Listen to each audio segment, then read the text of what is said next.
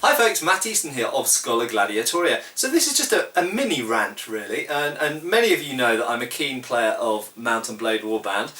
Usually I play the Napoleonic Wars version, but I do play the native version and various other sort of iterations of the game as well. But one thing that really annoys me is that in several computer games, Mount and Blade being the prime example that I've experienced, mounted archers are really freaking annoying. And so this is really a mini rant, I try and keep it as short as possible, about mounted archers. So the problem is, in role-playing games and computer games and wargaming and this kind of stuff, the problem is that mounted archers are made, in my opinion, more effective than they were in history. Now, that's not to say that mounted archers weren't effective. Mounted archers performed a very specific and important role, and famously the Mongols used mounted archers, the Persians, the Turks, the Koreans, and samurai were to an extent mounted archers as well. Various cultures have used mounted archers. Mounted archers weren't really a very big thing in the main part of Europe, although in certain parts of Central and Eastern Europe, obviously Hungary famously had lots of mounted archers. And anywhere that Tatars had influence.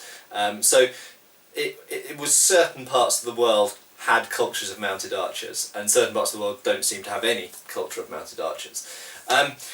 But in games, they're modelled in such a way that makes you think, I can never catch the bastards, because when I chase after them, they just ride off and they keep shooting arrows at me. And when you're dealing with computer games or wargaming or whatever, arrows eventually whittle down your forces such that they run away or they give up or they die or whatever. So essentially in a gaming context where arrows have a chance of doing some damage to someone, the mounted archers can always run away, keep shooting, then run back, shoot, then run away, then shoot. Okay? So they can keep shooting and keep running away, and you can never catch the bastards. The problem is, in a real military context, that's not so useful, because there are ways that you can make yourself utterly invulnerable to arrows. I would argue utterly, although I would say yes, of course there is always the remotest chance that however you protect yourself, there is a chance that an arrow will wound someone.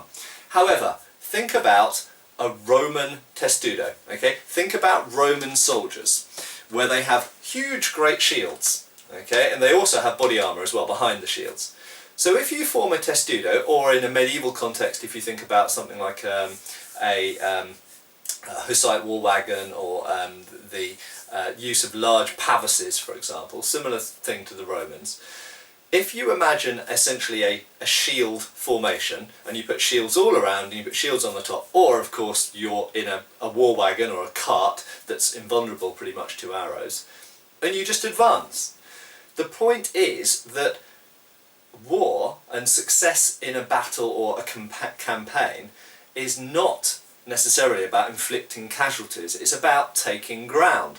And the problem with mounted archers is they're not very good at taking ground. They're good at harrying the enemy and annoying the enemy and causing casualties and maybe causing elements of them to become disorientated, so you can then attack them with heavy cavalry or artillery or whatever you want to do. But they're not very good at going to a place and holding it. And equally, they're not very good at dispersing or destroying a force of very heavily armoured or equipped infantry, or in some cases heavy cavalry as well. So if you imagine cataphracts, for example, or armoured elephants, where they're not completely invulnerable, but they're very well protected against arrows.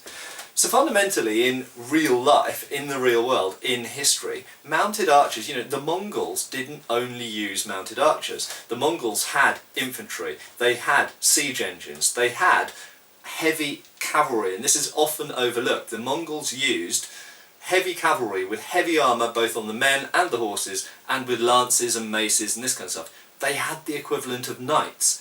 Mongols, aka Tatars, weren't only mounted archers. They were just famous for using mounted archers, but you can't win a battle or a war only with mounted archers if your opponent is prepared for the mounted archers. All you need is fortifications or people with big shields or really good armour. So this is it really, that's the end of my rant. I hope I've kept it short enough. but it's essentially to say that mounted archers are really annoying in computer games and can be almost unbeatable in some computer games until they run out of, like game area. They get stuck against an invisible barrier at the end of the game area, and you trap them at last. Bam! In with your lance or whatever, or one of their horses gets shot by a foot archer. But fundamentally, in real warfare, they are for a specific role, and mounted archers are never the answer to everything. They're just for that specific set of roles. And any army that has mounted archers also needs infantry, siege engines if they're going to attack fortifications, and they need heavy cavalry for themselves, usually, and, like I say, infantry. You need to take ground and to hold ground, and to attack fortifications, you need these other forces. There we go, guys. I hope that's clear and concise. Cheers, folks.